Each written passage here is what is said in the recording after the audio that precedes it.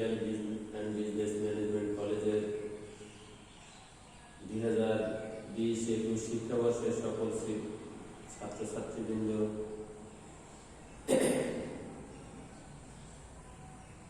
তোমাদেরকে আজকে হিসাব বিজ্ঞান ক্লাসে স্বাগত জানাচ্ছি। সেই সাথে আজকে ইতিমধ্যে যে কয়টা ক্লাস নিয়েছি তার ধারাবাহিকতায় আজ তোমাদের সামনে জাবেদা নিয়ে হাজির হয়েছি। জাবেদা আমি কতদিন বলেছি, জাবেদা করার নিয়ম দুই ভাবে দেখিয়েছি, একটা হচ্ছে সনাতন পদ্ধতিতে আর একটা আধুনিক পদ্ধতিতে। তো সনাতন যেহেতু পূর্বেরটা এবং পরের ভাষ্য হচ্ছে আধুনিক, আমরা আধুনিক পদ্ধতিতেই করার চেষ্টা করব, তবে যে কোনো প্রসেসে করলে সেটা হবে। প্রথমে আমি আবার গত দিনেরটা স্মরণ করাই দিচ্ছি যে আমরা হিসাবকে সুবিধার্থে 4টা ভাগে ভাগ করেছি। সেই 4টা হচ্ছে 1 নম্বরে সম্পদ, খরচ, আয় এবং দায়। তোমরা একটু মনোযোগ সহকারে শুনবা। কোনো লেনদেনের ফলে, প্রতিষ্ঠানের কোনো লেনদেনের ফলে যদি সম্পদ এবং খরচ বৃদ্ধি পায় তাহলে ডেবিট হবে, আর যদি ওই লেনদেনের ফলে খরচ এবং সম্পদ হ্রাস পায় বা কমে যায় তাহলে ক্রেডিট হবে। অনুরূপভাবে আয় এবং দায়, যদি কোম্পানি কোনো লেনদেনের ফলে বৃদ্ধি পায় তাহলে তার উল্টা অর্থাৎ ক্রেডিট হবে। আবার বলি, আয় এবং দায় যদি বৃদ্ধি পায় তাহলে ক্রেডিট হবে এবং হ্রাস পেলে বা কমে গেলে ডেবিট হবে। অর্থাৎ সম্পদ আর খরচ যেটা হবে আয় এবং দায় তার উল্টা, অর্থাৎ সম্পদ এবং খরচ, আবার বলি সম্পদ এবং খরচ বৃদ্ধি পেলে ডেবিট, হ্রাস পেলে ক্রেডিট, আর আয় এবং দায় বৃদ্ধি পেলে ক্রেডিট, হ্রাস পেলে ডেবিট। তাহলে সেই নিয়মে আমরা এখন এই জাবেদা সম্পূর্ণ করব। আমার যে ছাত্রছাত্রী, এটাতে ভয়ের কোনো কারণ নেই, একেবারে সহজ একটা অধ্যায় এবং সহজ একটা অঙ্ক। এইটা তোমাদের জানা উচিত, যে জাবেদা জানে সে সব অঙ্ক পারবে, আর যে জাবেদা পারবে না সে কোনো অঙ্কই পারবে না। অর্থাৎ জাবেদাকে আমরা হিসাবের প্রাথমিক বই বললেও পরবর্তীতে কিন্তু এটা খুবই গুরুত্বপূর্ণ।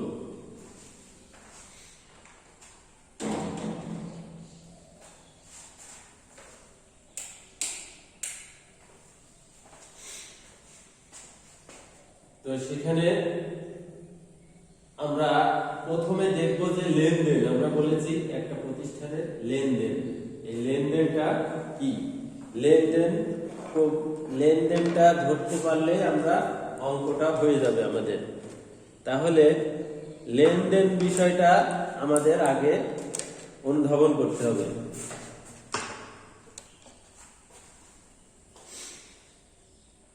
লেনদেনে কি কি থাকে সেটা আমাকে অবশ্যই লক্ষ্য রাখতে হবে।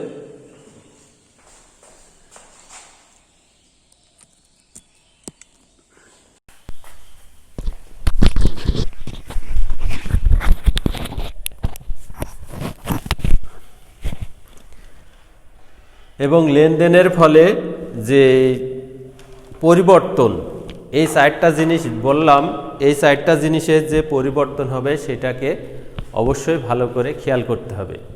প্রত্যেকটি লেনদেনের, আমি বলেছি প্রত্যেকটি লেনদেনের ফলেই একটা কোম্পানির হয় কোনো কিছু বৃদ্ধি পাবে, না হলে কমে যাবে। এই দুইটাকে বিভক্ত করে দুই তরফা দাখিলা পদ্ধতির নিয়ম অনুসারে আমরা ডেবিট ক্রেডিট নিয়ম করে দেখেছি। আজকে সেখানেই একটা প্র্যাকটিক্যাল অঙ্কে চলে যাই। আমি এখানে দেখো একটা অঙ্ক তুলেছি, ঠিক এভাবে অঙ্ক তোমাদের পরীক্ষাতেও থাকবে এবং সেখান থেকে তোমাদের সমাধান করা লাগবে। এই অংশটুকু, এখান থেকে এই অংশটুকু হচ্ছে প্রশ্ন। আমি যদি মনে করি যে এই জাবেদা কিভাবে প্রশ্ন হয়, তাহলে এখান থেকে এই পর্যন্ত এইটুকু এইভাবে ঠিক প্রশ্ন থাকে। এই প্রশ্ন থেকে আমাকে উত্তর দিতে হয়। প্রথমে আমরা একটা ঘর টেনেছি, ঘরের প্রথম দেখো তারিখের ঘর এইটুকু, তারপরে এইটা বিবরণের ঘর, তারপরে খতিয়ান পৃষ্ঠা একটা ছোট, তারপর ডেবিট এবং ক্রেডিট টাকা। ডেবিটের টাকা আমরা ডেবিটে দেব, ক্রেডিটের টাকা ক্রেডিটে দেব। এইটা হচ্ছে জাবেদার ঘর। আর এইগুলো একটা একটা করে অঙ্ক করতে হবে এবং সেটা আবার ঘর টানতে হবে। তো এখানে আমরা দেখাচ্ছি, প্রশ্নে আছে জনাব রবিউল 3 লাখ টাকার নগদ এবং 2 লাখ টাকার যন্ত্রপাতি ও 1 লাখ টাকার পণ্যদ্রব্য নিয়ে 1 জুলাই তারিখে তার ব্যবসা আরম্ভ করেন এবং উক্ত মাসে তার অন্যান্য লেনদেনগুলো ছিল নিম্নরূপ। এই এক মাসে সে আরও এই লেনদেনগুলো করেছে। কি কি? সোনালী 2 তারিখে করেছে, সোনালী ব্যাংকের একটা হিসাব খুলেছে 10,000 টাকা দিয়ে, পণ্য ক্রয় করেছে 40,000 টাকা দিয়ে, ধারে পণ্য বিক্রয় করেছে 50,000 টাকা দিয়ে, জামিলকে বেতন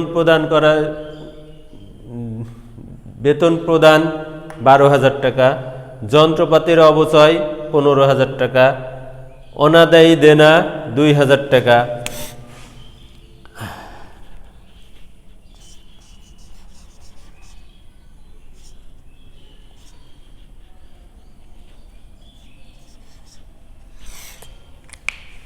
জসিমের নিকট থেকে পাওয়া গেল 45,000 টাকা, ব্যক্তিগত প্রয়োজনে নগদ উত্তোলন করেছে 40,000 টাকা। তাহলে জনাব রবিউল এই ব্যবসা প্রতিষ্ঠানটা খুলেছে হচ্ছে 1 তারিখে এবং তার অন্যান্য আরও যেগুলো এই মাসে সে এই লেনদেনগুলো করেছে। এখন আমাদের দেখতে হবে যে এই লেনদেনগুলোর কারণে কোন 2টা জিনিস বৃদ্ধি বা কম হয়েছে। তাহলে আমরা এখানে প্রথমে যদি দেখি, তাহলে জনাব রবিউল 3 লাখ টাকা নগদ, 2 লাখ টাকার যন্ত্রপাতি এবং 1 লাখ টাকার পণ্যদ্রব্য নিয়ে ব্যবসা আরম্ভ করেন। তার মানে জনাব রবিউল এই প্রতিষ্ঠানে মূলধন হিসাবে বিনিয়োগ করেছেন কি 3 লাখ টাকা নগদ, 2 লাখ টাকার যন্ত্রপাতি এবং 1 লাখ টাকা পণ্যদ্রব্য। সেটা তাহলে কোম্পানিতে আমি বলেছি নগদ, কোম্পানিতে নগদ বেড়েছে, নগদ হচ্ছে সম্পদ, তাহলে নগদ ডেবিট, আমি দিয়েছি নগদ ডেবিট, নগদান হিসাব ডেবিট, আর মূলধন হিসাব ক্রেডিট।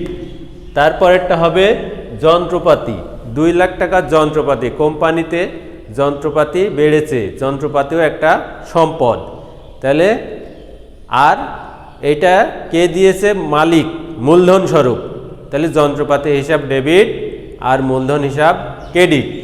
পরেরটা আর কি দিয়েছে? মূলধন হিসাবে পণ্য দিয়েছে। পণ্য সাধারণত এখানে প্রশ্নে 2টা জিনিস থাকে, একটা হচ্ছে পণ্যদ্রব্য আর একটা মজুদ পণ্য। তা আমরা এখানে দেখেছি পণ্যদ্রব্য যদি থাকে তখন দেবা ক্রয়, আর যদি মজুদ পণ্য থাকে তখন সেটা মজুদ পণ্য। তাহলে এখানে আছে হচ্ছে পণ্যদ্রব্য। আমরা সব সময় এই জিনিসটা ভুল করি, তাই এটা ভালো করে খেয়াল রাখবা। পণ্যদ্রব্য যখন থাকবে তখন ক্রয় হিসাব দিতে হবে, তাহলে ক্রয় হিসাব ডেবিট আর মূলধন হিসাব ক্রেডিট। তাহলে 3টাতেই দেখি আমরা দেখতে পেলাম এখানে একটা নগদ, 2টো যন্ত্রপাতি আর 3 নম্বর পণ্যদ্রব্য। এই 3টা জিনিস হচ্ছে ডেবিট, আর এর বিনিময়ে আরেকটা কি হচ্ছে? ক্রেডিট। তাহলে আমরা দেখো এর নিয়ম অনুসারে নগদান হিসাব ডেবিট, যন্ত্রপাতি হিসাব ডেবিট আর ক্রয় হিসাব ডেবিট, এই 3টা ডেবিট, আর এর বিপরীতে মূলধন হিসাব ক্রেডিট। আমরা টাকার অঙ্কেও লিখেছি নগদান 3000 ডেবিট দিকে, যন্ত্রপাতি 2000 ডেবিট দিকে, ক্রয় হিসাব 1000 ডেবিট দিকে, আর মূলধন হিসাব এই তিনটার যোগফল করে 6 লাখ টাকা ক্রেডিট দিকে দিয়েছি।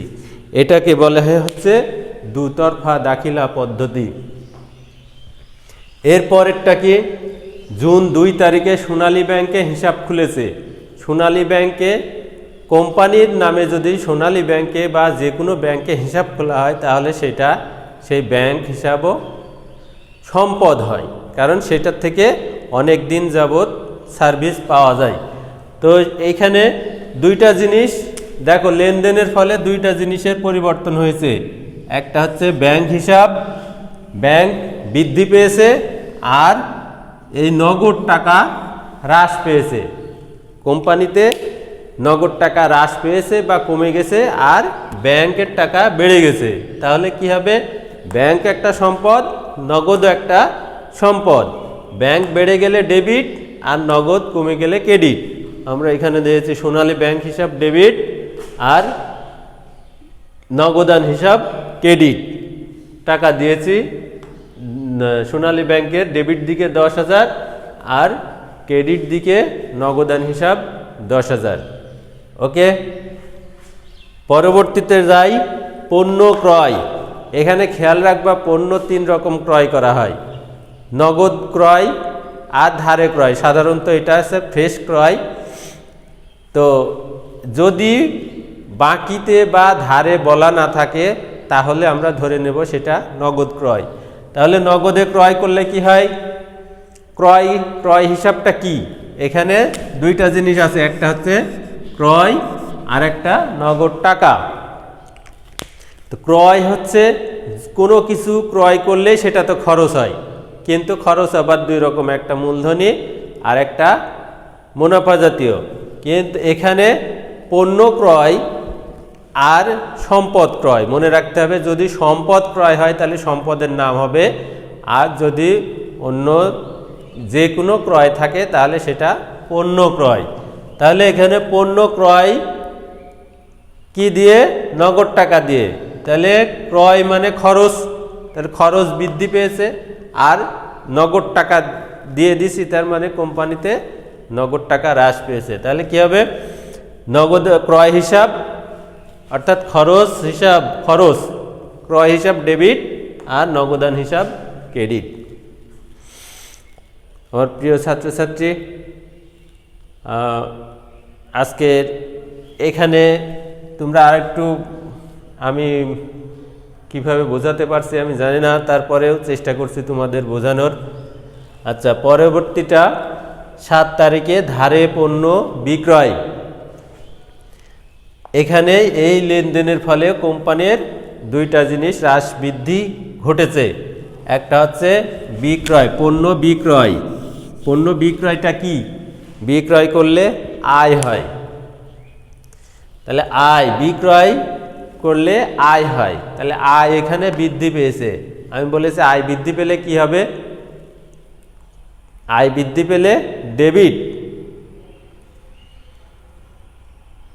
না ক্রেডিট, আয় বৃদ্ধি পেলে ক্রেডিট হবে। আর ধারে পণ্য বিক্রয়, নগদ টাকা বৃদ্ধি পেলে ডেবিট হবে, নগদ টাকা সম্পদ। তো এই বিক্রয়ের ফলে আমরা নগদ টাকা পেয়েছি 50,000, আর বিক্রয় আয় বৃদ্ধি পেয়েছে, আয় বৃদ্ধি পেলে ক্রেডিট, আর সম্পদ বৃদ্ধি পেলে ডেবিট। তাহলে এখানে কি হবে, নগদান হিসাব ডেবিট আর বিক্রয় হিসাব ক্রেডিট।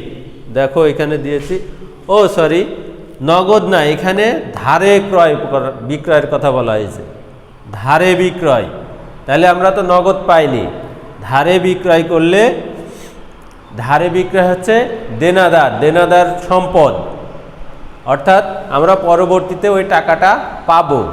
যদি নগদ দিয়ে বিক্রয় হতো তাহলে নগদ হতো, নগদান হিসাব ডেবিট হতো। আর যেহেতু এটি ধারে বিক্রয় করা হয়েছে সেহেতু দেনাদার হিসাব, তাহলে দেনাদার হিসাব ডেবিট আর বিক্রয় হিসাব ক্রেডিট।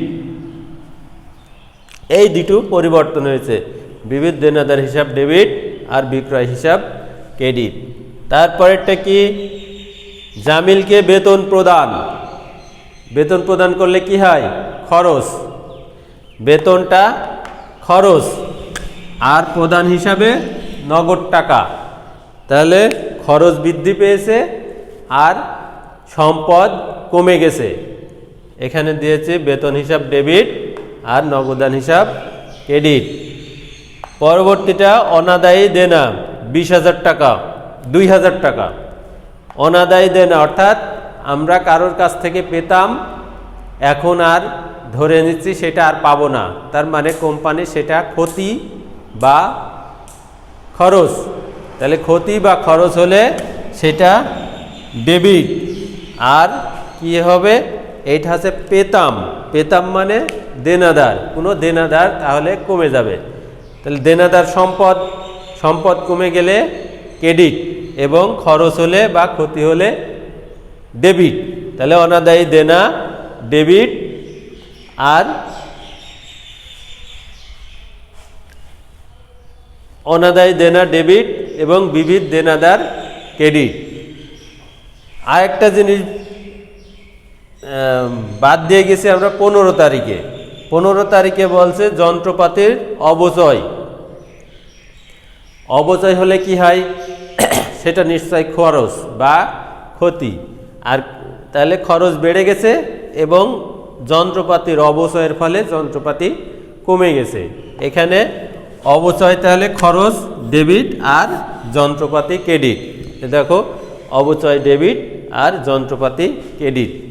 এগুলো আমরা সাধারণত এই নিয়মে এত দূর পর্যন্ত দেখলাম। আমি আর দুটো দিয়ে দেখেছি নিচে। জসিমের নিকট থেকে পাওয়া গেল। জসিমের নিকট থেকে পাওয়া গেলে কি হবে? জসিমের অর্থাৎ জসিমের কাছ থেকে আমরা পেতাম, জসিম দেনাদার ছিল, তাহলে এখন আমরা পাচ্ছি কি হবে? নগদ টাকা পাচ্ছি 45,000। কার কাছ থেকে? জসিমের কাছ থেকে। জসিম আমাদের কাছে দেনাদার ছিল, সম্পদ, সেটা কমে যাচ্ছে, তাহলে কি হবে? ক্রেডিট। তার বিনিময়ে কি বাড়ছে? কোম্পানিতে 45,000 টাকা নগদ টাকা বাড়ছে। কি লিখবো আমরা? নগদান হিসাব ডেবিট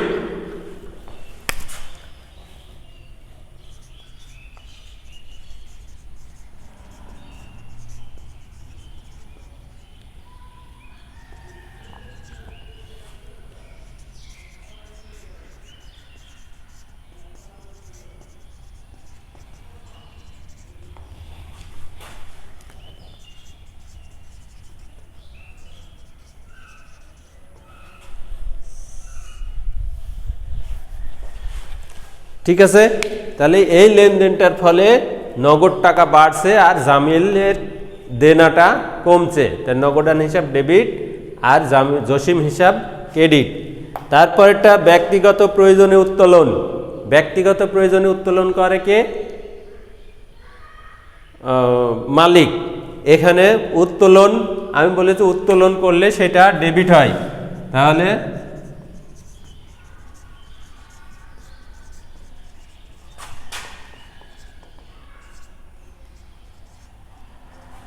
আর কি উত্তোলন করেছে? নগদ টাকা। তাহলে নগদ টাকা কোম্পানিতে কমে গেছে।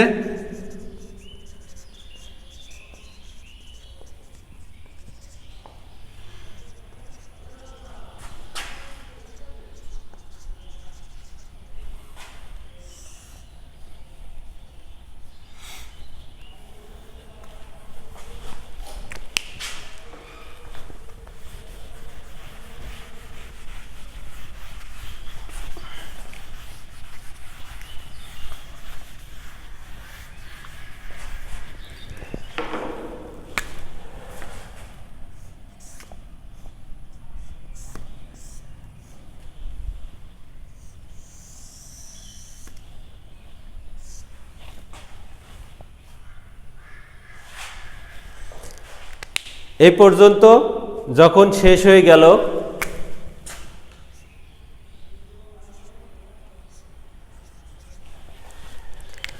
তখন আমি আরেকটা জিনিস তোমাদের জন্য এখন বলে নিই, সেটা হচ্ছে প্রত্যেকটাতে ব্যাখ্যা দিতে হয়। ব্যাখ্যা অর্থাৎ এটা কি জন্য হলো সেইটা আমি প্রথমটাতে লিখেছিলাম, কিন্তু এটা হচ্ছে ধরো কি জন্য এই হিসাবটা হয় সেই জন্যে ব্যাংকে হিসাব খোলা হলো, তার জন্য এখানে যে আমি ধরি উত্তোলন হিসাব ডেবিট আর নগদান হিসাব ক্রেডিট। এখন কেন করা হয়েছে এটা?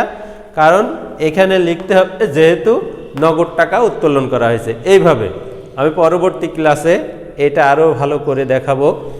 এখন তোমরা এই যে এই ঘরে যত টাকা ছিল সেটা যোগ করে এখানে বসাবে এবং এইখান থেকে যেটা হবে সেটা যোগ করে এখানে বসালে হয়ে যাবে, এবং না বসালেও ওটা যোগ না করলেও হবে। তো আজকে হিসাব বিজ্ঞান ক্লাস এই পর্যন্তই সমাপ্ত করছি। আগামী দিনের ক্লাস দেখার প্রত্যাশায়। খুদা হাফেজ।